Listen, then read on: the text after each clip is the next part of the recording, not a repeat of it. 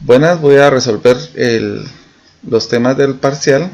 Y lo que tenemos que hacer en la primera parte dice: escriba los pasos y las razones para establecer las siguientes equivalencias lógicas. Lo que vamos a hacer es llegar de esta parte a esta que nosotros tenemos acá. Entonces nosotros podemos hacer algo por asociatividad, y lo que podemos hacer es agrupar estos dos paréntesis que tenemos acá. Entonces lo que nos va a quedar es la siguiente escritura. Como vuelvo a repetir, esto se está haciendo por asociatividad. Algo más que podemos hacer en esta parte es utilizar la distribución, la parte de distribución. Y es, por ejemplo, si ustedes se dan cuenta, nosotros tenemos Q en ambos lados y R en ambos lados, pero podemos hacer por parte de distribución el agrupar los valores que tienen Q. Entonces nosotros tendríamos esto, y esto es por distribución. Algo más que nosotros podemos hacer es ver acerca de los inversos que nosotros tenemos. Hay una propiedad que dice que si yo tengo P o negación de P, esto me va a dar una tautología. Entonces, por los inversos yo podría tener esta escritura que tengo acá. Esto es por inversos. Y pues por el valor neutro, tautología, y R es R.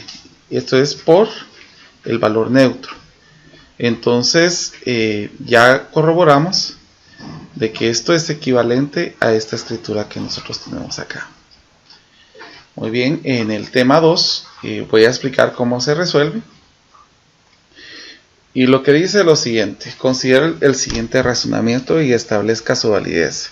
Si no compro un boleto del tren o no me gusta el arte moderno, entonces me quedaré en la ciudad y obsequiaré flores a mi esposa. Si me hubiera quedado en la ciudad, habría asistido a la recepción, pero no asistí a la recepción, por lo tanto compré un boleto de tren. Entonces pues vamos a utilizar letras para ir relacionando todo. Por ejemplo, yo en este caso a mí se me ocurre utilizar la letra T para decir compro el boleto del tren. Porque estoy hablando del tren, entonces por eso utilicé la letra T. R es asistió a la recepción.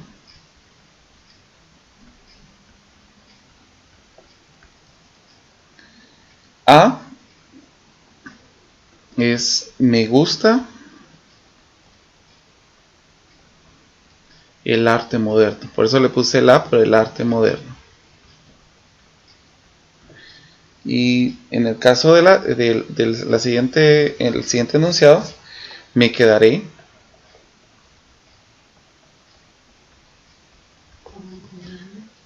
en la ciudad. Por eso es de que utilicé la letra C. Y para el último enunciado es le obsequiaré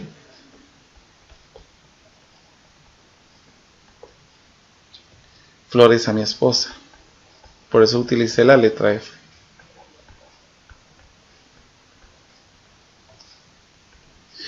Bueno, en el caso de acá, si nosotros hacemos el lenguaje de cómo se utilizaría esto, pues nos quedaría de la siguiente manera. Si nosotros leemos la primera parte donde dice si no compro un boleto de tren, entonces vamos a negar esta expresión. Si no compro un boleto del tren o no me gusta no me gusta el arte moderno, entonces me quedaré y le obsequiaré flores a mi esposa. Si hubiera quedado en la ciudad, habría asistido a la recepción, pero no asistí a la recepción, por lo tanto compré un boleto de tren. Eso es lo que nosotros vamos a tratar de escribir esta expresión en los términos que estamos manifestando acá. Entonces, como estábamos comentando, la escritura sería: si no compro el boleto del tren o no me gusta el arte moderno, entonces aquí vamos a poner o no me gusta el arte moderno. En este caso habíamos dicho que A va a ser arte. Entonces me quedaré en la ciudad. Entonces sabemos de que es una implicación. Que me quedaré en la ciudad sería la letra C. Me quedaré en la ciudad y le obsequiaré flores a mi esposa. Bueno, esto sería nuestra primera premisa. Ahora miremos la segunda premisa. Nos dice acá: si me hubiera quedado en la ciudad, habría asistido a la recepción. Eso aquí estamos leyendo una implicación. Si me hubiera quedado en la ciudad, en el caso de acá dijimos de que C va a ser si me hubiera quedado en la ciudad. Esto implica que habría asistido a la recepción, que en este caso sería R. La otra premisa dice, pero no asistí a la recepción. Entonces ya sabemos de que es una negación de R. Por lo tanto, compré un boleto de tren. Bueno, entonces aquí ya tenemos nuestra conclusión, que va a ser T. Entonces ahora vamos a construir a partir de acá nuestra estructura lógica para poder comprobar este argumento. Entonces voy a partir de acá, lo voy a copiar para que ustedes lo puedan observar, y lo voy a trabajar con otro color. Voy a trabajar con el color azul.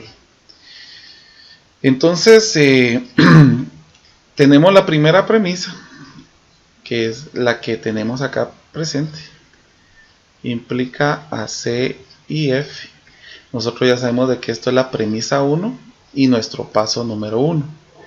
La premisa 2, que sería C implica a R, es la premisa 2.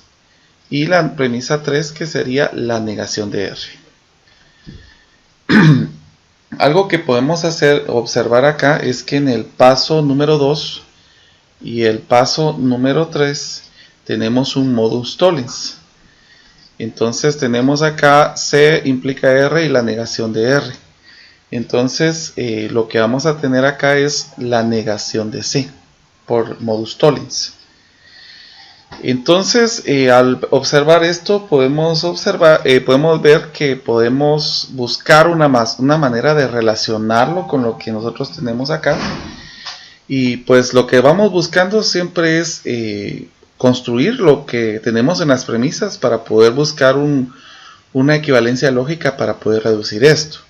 Entonces a mí se me ocurre, o algo que podemos pensar, es utilizar la regla de adición en el paso número 4. Y como en el paso 4 tengo C, dice que la regla de adición yo la puedo unir a cualquier cosa. Entonces pues buscando esto que tengo acá, pues yo le voy a agregar la negación de F. Y eso va a ser por la regla de adición del paso número 4. Si observamos en el siguiente paso, pues podemos, ya que los dos tienen una negación, podemos trabajar con De Morgan.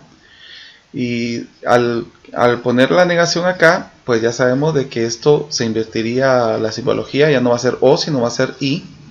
Y la negación se quita en estos dos. Esto va a ser por De Morgan en el paso número 5.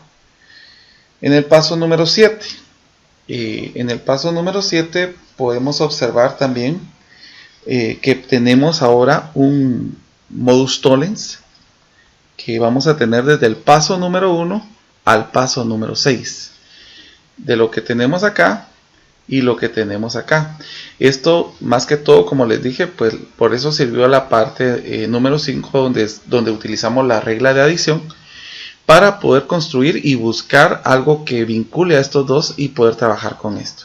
Entonces si nosotros utilizamos modus tollens, ya sabemos de que va a ser la negación de esta escritura que nosotros tenemos acá, que es la negación de T o la negación de A. En el paso número 8, algo que podemos observar también acá es que vamos a tener dos cosas. Primero vamos a tener De Morgan, pero también vamos a tener una doble negación en el paso número 7. Creo que primero vamos a trabajar De Morgan y después vamos a hacer la doble negación, aunque tengamos un poquito más de pasos. Entonces en el 7 vamos a tener De Morgan. que en este caso nos va a quedar la negación de T y la negación de A. Se cambia esta simbología. Ahora sí, por doble negación del paso número 8, vamos a tener la negación de T va a ser T y la negación de A va a ser A. Y por regla de simplificación, la regla de simplificación del paso número 9, podemos tomar cualquiera de estos dos. Entonces, en el caso, ya que estamos buscando la conclusión, entonces vamos a tomar cualquiera de estos dos y pues lo que me favorece es llegar a T. Y con esto queda demostrado el argumento. Llegamos a T. En el tema 3 se nos pide que se determine el siguiente razonamiento y si no es válido, use el contraejemplo. Entonces, para poder utilizar el contraejemplo, nosotros tenemos que volver esta expresión como una contradicción. ¿Y cómo podemos volver esto como una contradicción? Que el consecuente sea falso y el antecedente sea verdadero. Ahora, si yo tengo que el consecuente es falso, ¿cómo se podría volver esto falso? Pues que R sea verdadero y que P sea falso. Entonces aquí ya tenemos algo. R es verdadero y P es falso. Entonces eso lo vamos a colocar en las partes que nosotros tenemos acá, donde R que es verdadero y P que es falso. Ahora, si ustedes observan, para que esto, como tenemos un I, esto tiene que ser verdadero, por lo tanto estos dos tendrían que ser verdaderos. Entonces, si este sería falso, para que esto sea verdadero, este tendría que ser falso. Por lo tanto, Q es falso. Y en el caso de acá de S, como es una letra que no queda sujeto a ninguna de las que tenemos anteriormente, entonces S puede ser verdadera y falsa. ¿Por qué? Porque aquí tenemos un O, puede ser cualquiera de estas dos. Entonces S puede ser verdadera o falsa. Entonces aquí ya queda el contraejemplo. Con esto nosotros llegaríamos a tener un contraejemplo. Voy a continuar con el último ejemplo. Demuestre el siguiente argumento, es lo que nos dice este ejemplo. Entonces, vamos a utilizar nuevamente palabras para que nos vayan ayudando. Entonces, en el caso de acá, yo voy a utilizar, si ustedes se dan cuenta, estamos utilizando cuantificadores, por lo tanto tenemos que utilizar funciones. Entonces, P de X, vamos a colocar acá, X está en su penúltimo año.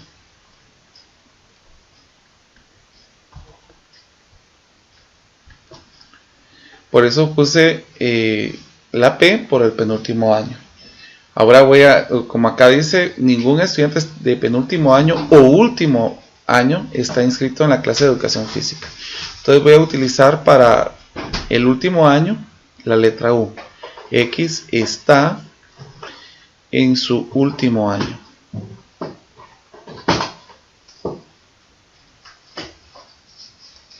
Ahora, en el caso de acá, dice está inscrita en la clase de educación física. Para eso voy a utilizar el F. X está inscrita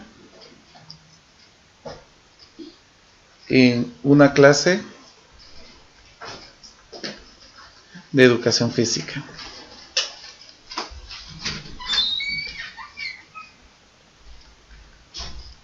Bueno, entonces vamos a ver cómo escribiríamos las premisas acá. Primero sería para todo X, P de X, U de X o U de X. Quiero que se den cuenta de esto porque esto es muy importante. Acá nos está hablando de ningún. Para poder nosotros decir ningún, vamos a negar la parte de consecuente. Dice, ningún estudiante de penúltimo año o último año está inscrita en la clase de educación física. Entonces, no está inscrito en la clase de educación física. Por eso es de que estamos negando lo consecuente en esta expresión. Ahora dice acá, María está inscrita en la clase de educación física. Entonces nos vamos a ir en algo particular. María sí está inscrita en esto. Entonces vamos a la conclusión que nos dice, por lo tanto, María no es estudiante de último año. Entonces, ¿cómo escribimos esto? María no es estudiante de último año. Entonces vamos a partir de esta escritura, voy a copiar esto y pegarlo en la siguiente hoja para que así nos podamos ir guiando de este argumento. Bueno, miremos entonces, pues el primer paso, vamos a tener la primera premisa. Para todo P de X o U de X implica a no F de X. Esto va a ser por la premisa número 1. Nos vamos a la número 2 y algo que vamos a utilizar acá pues es la premisa número 2, que va a ser F de M de X. Esta va a ser la premisa número 2. Bueno, entonces lo que vamos a utilizar acá es la regla de especificación en el paso número 1. ¿Y qué es lo que vamos a utilizar? Pues vamos a utilizar un caso particular. Vamos a utilizar en el caso de María. Entonces aquí sería PM o UM. Implica a no F de M. Ya lo estamos especificando en un caso. Si nosotros observamos acá, pues podemos utilizar algo que podemos utilizar en la doble negación, o podemos utilizar la parte de poder observar. Entonces algo que podemos observar acá o podemos utilizar acá es la contrapositiva y la doble negación, ¿verdad? Entonces en el caso de acá lo que podemos hacer es cambiar ya con la contrapositiva. Implica a la negación de P de M o U de M. Eso sería por la contrapositiva. Ahora miremos en el paso 5, algo que podemos utilizar acá, la doble negación o la ley de Morgan, perdón. Entonces aquí sería la negación de P y la negación de Q. Esto sería por De Morgan en el paso número 4 y este sería en el paso número 3. Continuando con esto, podemos buscar un modus ponens en el paso 2 y en el paso 5. Que tenemos esta escritura y tenemos esta escritura que tenemos acá. Por lo tanto, lo que podríamos llegar es a decir la negación de P y la negación de U. Esto sería por modus ponens del paso número 2 y el paso número 5. Bueno, tenemos algo muy similar al ejemplo anterior porque acá tengo un I. Entonces puedo utilizar la